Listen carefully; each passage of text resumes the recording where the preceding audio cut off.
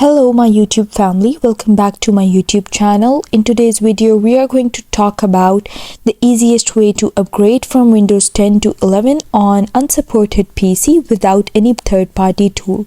So let's get started.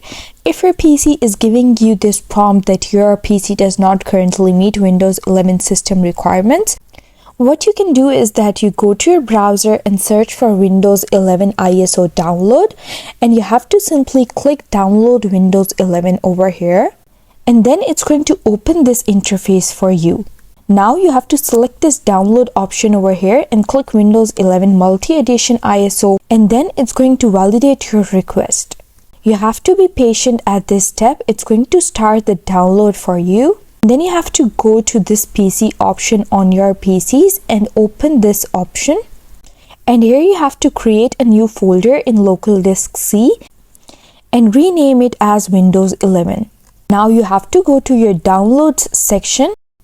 Now you simply have to choose this ISO and right click on your ISO and click mount. And then you have to click open over here.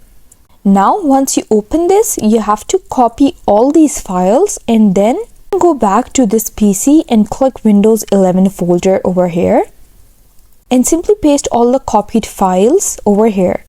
Now you simply have to run the administrator prompt over here, the command prompt, by typing cmd and just paste the exact wording that I have written over here right next to the system32. Then it's going to prepare the download for you.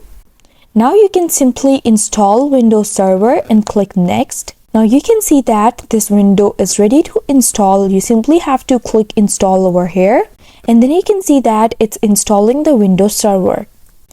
After that, your PC is going to restart, and then you can just simply enjoy your Windows 11.